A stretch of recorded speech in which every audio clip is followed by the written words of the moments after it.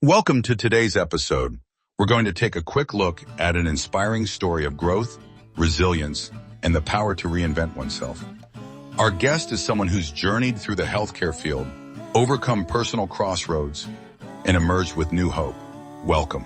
Thanks for having me. It's great to be here and share a little bit about what's been a wild, rewarding ride. Let's dive right in. I have to ask, you've spent 15 years moving through so many roles in healthcare, from a medical assistant to an EMR trainer, care coordinator, and even HR. That's an impressive range. What first drew you to this world? I've always had a calling to help people. That's really the thread running through all those positions. My journey started pretty humbly as a medical receptionist, but the energy of a busy clinic and those connections with patients, that grabbed me early on. Over time, I just kept reaching for more, wanting to learn new skills and impact more lives. I love that. And you weren't just clocking in and out either. You've launched community health programs, improved safety scores, and even developed training for staff. Can you tell us about a project or moment you're especially proud of? Women's Health Day comes to mind. That was a community program I helped design and roll out. Something practical, something that actually moved the needle for our population's health. Seeing more women come in for screenings, seeing the statistics shift. That was real, visible impact.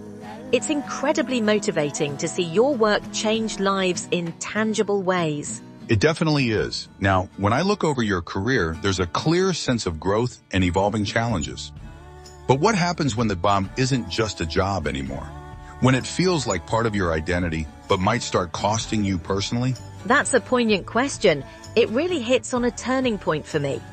There was this moment where the stability, the title, it just wasn't enough anymore. I call it the waterfall moment. Standing at the edge, toes curled over, terrified to let go. It's hard to describe how intense that feels. I had to decide whether staying would feel like a slow death or if leaping would hurt more. I can imagine that must have been gut-wrenching.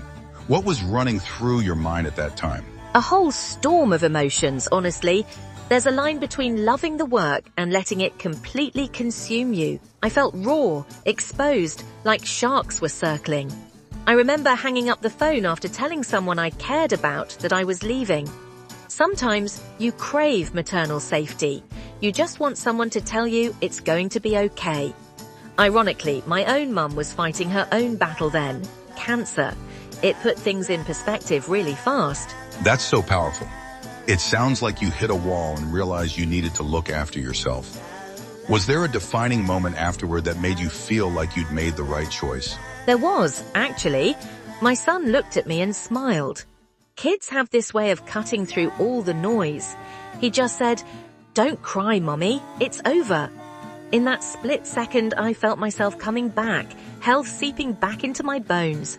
That clarity was unexpected, but liberating.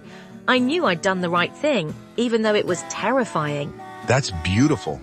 And I think so many people listening can relate to that fear. What happens when we walk away from something safe, something we've poured our souls into? It's not easy, but you did it. Where did you find the strength? In honesty, I didn't always feel strong. The aftermath was like staring at yourself in the mirror and meeting someone you don't quite recognize. Red eyes, exhaustion. But I realized I could only go forward. Every time I felt like sinking, I remembered the promise of brighter days. Sometimes your greatest strength is the decision to climb out of the mud, no matter how heavy you feel. What helped you rebuild? Was it passions or new experiences? I started from scratch, making plans, being cautious. I even took on small business, coffee sales, becoming a barista. It was humbling and a world away from clinical care, but it made me see just how adaptable I could be. Then, as I healed, I returned to what I loved in healthcare with new boundaries, fresh energy, and a wider skill set. It's so interesting, that leap from healthcare to coffee, then back again. Was that intentional or more about rediscovering yourself? It was part necessity, part therapy. Life outside healthcare moved slower, and each coffee I poured was a chance to breathe. It helped me realize that my identity isn't tied to one job or even one industry. The skills, empathy, organization, adaptability, they go where I go. When I came back as an EMR trainer, I brought that openness and perspective with me. Let's talk about skills.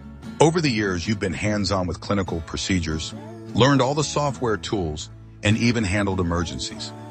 What do you think makes someone not just survive, but thrive in healthcare? Versatility is huge. You have to adapt daily, whether it's handling a crisis or learning a new system. But at the core, it's about heart. You can teach someone how to give a vaccine or fill out an Excel spreadsheet. But listening, de-escalating, teaching others, that takes more. It's about being there for patients and your team, even on the hard days. Your journey also involved a lot of mentoring and onboarding. What did you learn about leadership as a trainer and coordinator? Leadership is less about directing and more about guiding. I realized the importance of onboarding, not just training in tasks, but helping new hires feel safe, welcome, and empowered. Reducing turnover isn't about incentives, it's about creating community. When people feel valued, they do incredible work. It also sounds like you've learned as much from setbacks as you have from successes. What advice would you give to someone at their own crossroads? Don't confuse your job with your worth. There's a risk in staying where you're not growing, but there's a bigger risk in losing yourself to comfort. It's okay to walk away, even if it feels like failure. That can be your starting line, not your finish. And remember, love, faith, family. Those are the things that will anchor you through career changes. That's advice we all need to hear. Before we wrap up, what's next on your journey?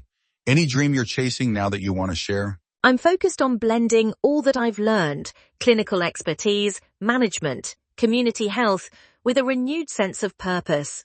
Maybe one day I'll write more or help others through tough transitions.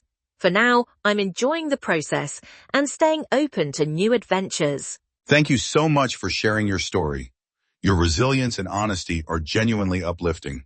Any final words for our listeners? Just this, your light is worth protecting, no matter what anyone else says. If you feel called to leap, don't let fear hold you back. The climb is hard and falling hurts, but you'll rise stronger every time. Well said. Thank you again for joining us and for your candor.